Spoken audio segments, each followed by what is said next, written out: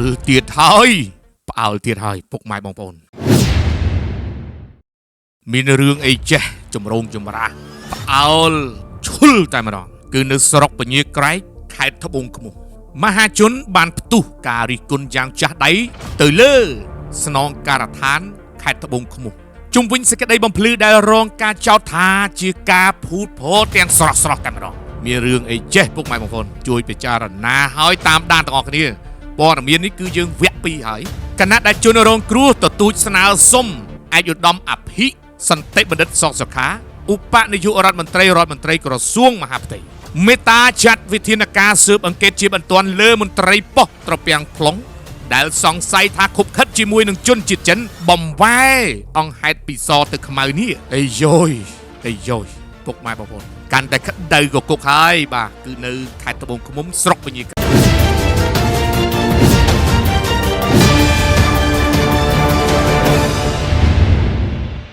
ភាពចម្រូងចម្រាសបានផ្ទុះឡើងយ៉ាងខ្លាំងនៅក្នុងស្រុកពញាក្រែកខេត្តត្បូងឃ្មុំបន្ទាប់ពីស្នងការដ្ឋាននគរបាលខេត្តបានចេញសេចក្តីបំភ្លឺមួយដែលមហាជនចាត់ទុកថាជាការបិទភ្នែកហែកវិចារមានរឿងអីចេះបិទភ្នែកហែកវិចារនេះគឺជាពាក្យថ្មីរបស់អង្គភាពយើងទៅស្វែងរកឃើញផ្អើលទៀតហើយស្រុកពញាក្រែកខេត្តត្បូងឃ្មុំខណៈជនរងគ្រោះកំពុងដេកសម្រាប់ព្យាបាលរបួសធ្ងន់ធ្ងរនៅមន្ទីរពេទ្យដោយសារអំពើហិង្សាជនជាតិចិនប្តីប្រពន្ធបានវាយវាយដំទាត់ធាក់របួសពេញខ្លួនប៉ុន្តែរបាយការណ៍របស់សមត្ថកិច្ចបែរជាមានខ្លឹមសារផ្ទុយស្រឡះពីការពិតបង្កឲ្យមានការងឿងឆ្ងល់និងសង្ស័យយ៉ាងខ្លាំងពីសំណាក់អ្នកតាមដានសង្គមដូចនេះថាតើមានអាចកំបាំងអ្វីនៅពីខាងក្រោយខ្នងនេះនៃសេចក្តីបំភ្លឺដែលខុសទាំងភូមិសាស្ត្រឈ្មោះព្រមទាំងអង្គហេតុពិតប្រាកដបែបនេះអីយ៉យកាន់តែក្តៅកគុកហើយសម្រាប់អ្នកតាមដានខមមិនក៏ដូចជាការវាយប្រហារធ្ងន់ទៅលើនឹងសមត្ថកិច្ចនេះគឺជាព័ត៌មានអង្គហេតុចេញពីជនរងគ្រោះបន្ថែមមកអង្គភាពយើងដើម្បីផ្សព្វផ្សាយបន្តនិងបកស្រាយនៃសេចក្តីបំភ្លឺរបស់ស្នងការដ្ឋានខេត្តត្បូងឃ្មុំផ្អែកតាមការរាយការណ៍ពីពលរដ្ឋនិងសាក្សីជុំវិញកន្លែងកាត់ហែកសូមលាក់ប្រភពករណីហិង្សាដែលបានកើតឡើងនៅចំណុចប៉ុស្តិ៍នគរបាល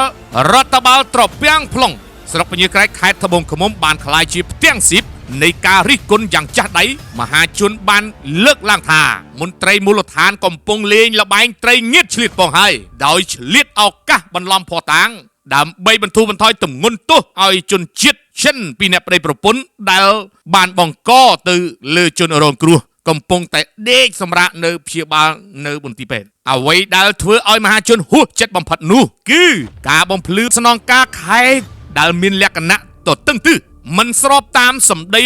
ជនរងគ្រោះដែលនេះបង្ហាញពីភាពកំសោយនៃដំណាភាពនិងវិជ្ជាជីវៈរបស់មន្ត្រីអនុវត្តច្បាប់ក្នុងតំបន់ហើយនៅលើបណ្ដាញសង្គមគំនិតយោបល់រាប់មិនអស់បានវាយប្រហារចំថាសមត្ថកិច្ចខ្លះប្រហែលជាកំពុងដេកលងលក់ដោយសារមន្តអាគមគាថានៃក្រដាស់ទេវប្រាក់ USD តាសមុំហើយទើបបានជាបត់បែនរឿងរ៉ាវលឿនស្លេវបែបនេះក្នុងនាមជាខ្មែរដូចគ្នាបែរជាមើងងាយខ្មែរគ្នាឯងហើយទៅជាការពារជនបរទេសដែលរំលោភច្បាប់លើទឹកដីរបស់ខ្លួនឯងនេះគឺជាទង្វើដែលមិនអាចទទួលយកបានឡើយការបំភាន់ភូមិឃុំនិងឈ្មោះនិងទីតាំងកន្លែងកាត់ហេតុនៅក្នុងសេចក្តីបំភ្លឺផ្លូវការគឺជាភស្តុតាងយ៉ាងច្បាស់ក្រឡែតដែលបង្ហាញថាប្រព័ន្ធរាយការណ៍ថ្នាក់ក្រោមជាតិកំពុងមានបញ្ហាជួយបិទបាំងកុហកគ្នាទៅវិញទៅមកហើយថ្លែងក្នុងក្តីសង្ឃឹមចុងក្រោយជនរងគ្រោះរួមទាំងប្រជាពលរដ្ឋមហាជនដែលស្រឡាញ់យុត្តិធម៌ជាទីបំផុតបានលើកម្រាមដៃដប់ស្នើសុំយ៉ាងទទូចទៅដល់ឯកឧត្តមឧបនាយករដ្ឋមន្ត្រីអភិសន្តិបណ្ឌិតសសុខារដ្ឋមន្ត្រីក្រសួងមហាផ្ទៃមេត្តាជួយអន្តរាគមន៍និងចាត់មន្ត្រីជំនាញចុះស៊ើបអង្កេតដោយស៊ីជម្រៅបំផុតផងប្រសិនបើរកឃើញថាមន្ត្រីរូបណាបានខុបខិតជាមួយជនជាតិចិនពិតប្រាកដមែនសូមឯកឧត្តមមេត្តាអនុវត្តវិន័យកងកម្លាំងដោយការដកតំណែងឬបញ្ឈប់ពីការងារដើម្បីជាការព្រមានដល់មន្ត្រីឯទៀតនិងដើម្បីស្ដារទំនុកចិត្តលើប្រព័ន្ធយុត្តិធម៌កម្ពុជាឡើងវិញយុត្តិធម៌ត្រូវតែមានសម្រាប់អ្នកទុនខ្សោយជាពិសេសពលរដ្ឋរាស្ត្រសាមញ្ញហើយអ្នកប្រព្រឹត្តខុសត្រូវតែទទួលទោសទោះបីជាមានអំណាចទឹកប្រាក់ក្រាស់ក្រៃយ៉ាងណាក៏ដោយព័ត៌មានយើងខ្ញុំផ្សព្វផ្សាយនេះគឺមិនមាន អ្វីដែលវាយប្រហារទៅលើបុគ្គលណាឬក៏ស្ថាប័នណាទេផ្សព្វផ្សាយដើម្បីជូនមហាជនដែលបានរាយការណ៍ជាពិសេសជូនទៅដល់ថ្នាក់ដឹកនាំតាមវិជ្ជាជីវៈដែលមានប្រភពច្បាស់ការសូមអរគុណ